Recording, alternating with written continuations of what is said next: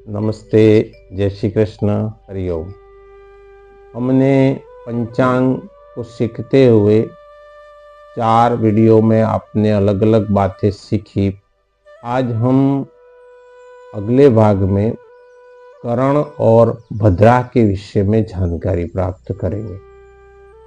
करण अर्थात यह तिथि का अर्ध भाग होता है। एक तिथि में 2 करण होते हैं, तो हम इस विषय पर विस्तृत चर्चा करेंगे। मेरा निवेदन है कि आप वीडियो को लाइक और शेयर करें। साथ ही चैनल को आप पहली बार देख रहे हैं तो सब्सक्राइब ज़रूर करें।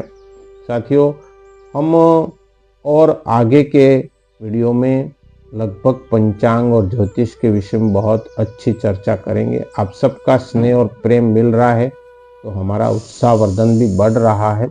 मैं भद्रा के विषय में जानकारी देने से पहले आपको ये बता दूं कि भद्रा भी करण का ही एक अंग है। तो ये जो करण है वो मुख्य रूप से एक तिथि में 2 आते हैं और करण जो हैं वो 11 होते हैं, जिसमें भव, बालव, कोलव, केतिल, घर, वणिज, विष्टि और शकुनी, चतुष्पद, नाग और किस्तुक। ये जो करण है उसमें 7 करण चर संज्ञक होते हैं और अंतिम के जो 4 करण है वो स्थिर संज्ञक होते हैं। तो करणों का भी जैसे तिथि और नक्षत्रों के अपने स्वामी होते हैं, उसी प्रकार प्रत्येक करण का भी अपना अपना स्वामी होता है।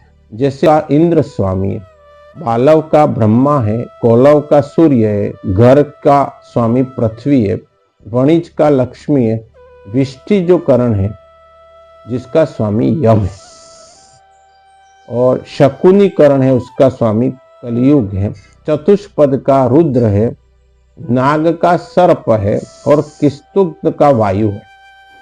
तो ये जो स्वामी है उस हिसाब से उस करण का स्वभाव होता है। जैसे कि विष्टि करण का स्वामी यम है, तो विष्टि जो करण है उसको ही भद्रा कहते हैं।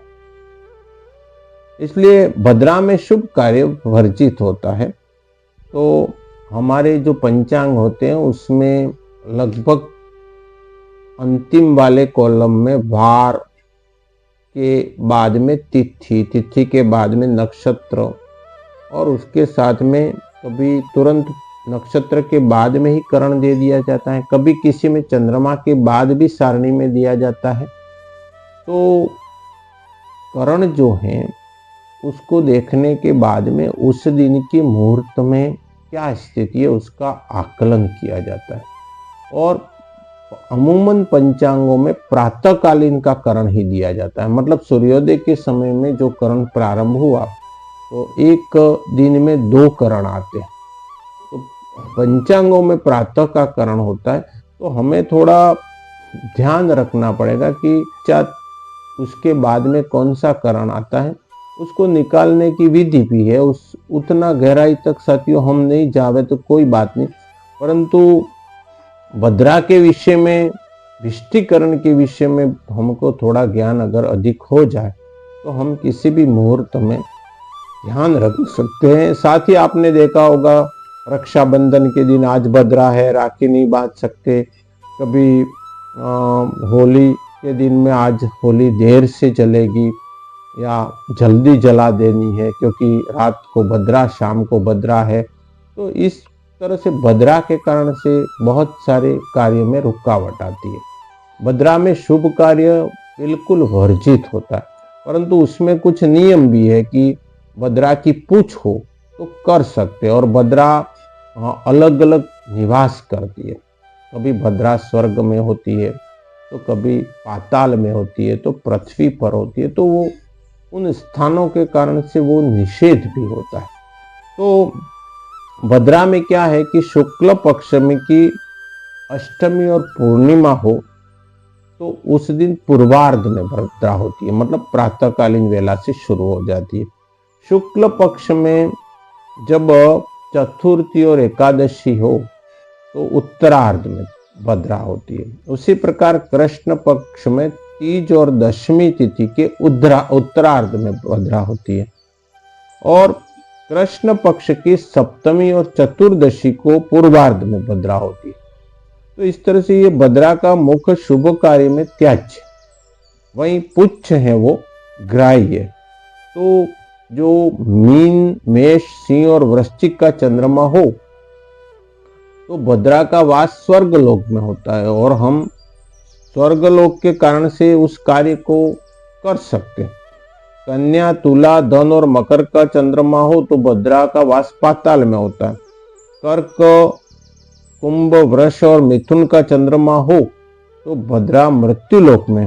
इस प्रकार के भद्रा के तीनों लोकों में भ्रमण करने से के समय मृत्युलोक की भद्रा मंगलकारी में वर्जित है। बाकी युद्ध हैं, राज दर्शन, वनगात, हट के कार्य, वेद्य के वहां जाना हो, मान लो तैरना सीखना हो, या अश्व, भैंस, सिंह, ऊंट, इनको अगर वाहन बनाना हो, या ऐसे कार्य, मारण के कार्य, बांधने के कार्य, आग लगाना हो, कहीं हथियार निर्माण का कार्य हो, और ऋतुमर्दन आदि कार्य में भद्रा ग्रहण करना श्रेष्ठ होता है।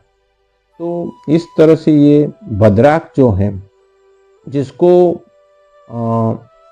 शुक्ल पक्ष में चतुर्दशी और एकादशी के उत्तरार्ध में, अष्टमी और पूर्णिमा के पूर्वार्ध में भद्रा होती है, कृष्ण पक्ष में तीज और दशमी के उत्तरार्ध में तथा सप्तमी और चतुर्दशी के पूर्वार्ध में भद्रा होती है। तो ये भद्रा महीनों के हिसाब से भी उसका वास होता है। जैसे वैशाख, जेठ, मार्गशीर्ष और आषाढ़ में जो भद्रा आती है तो वो स्वर्ग में होती है, तो वो शुभ फलदायक होती है। फाल्गुन, भाद्रपद, चैत्र और श्रावण की सभी भद्राएं मृत्युलोक में निवास करती है, इसलिए वो विनाशक होती है। पौष, माघ, कार्तिक और अश्विन, इसमें जो भद्रा होती है वो पाताल में होती है, वो ठीक होती है, धन संचय होता है, भद्रा में आर्थिक लाभ भी होता है। तो ये महीनों के हिसाब से भी भद्रा का फल बताया गया। तो इस तरह से करण और भद्रा ये भी मुहूर्त के दो भाग हैं, महत्वपूर्ण हैं। करण के अंदर ही भद्रा है, करण 11 होते हैं। प्रत्येक करण के स्वामी, जैसा कि आपको स्क्रीन पे मैं दिखा रहा हूं, उस स्वामी की जैसी जैसी स्वभाव और उसकी आदत है, वैसे ही वह भद्रा का भी मुहूर्त में असर होता है। और सबसे निष्ठ कारक या ग्राह्य नहीं है, जिसको हम नहीं लेते, वो होता है भद्रा।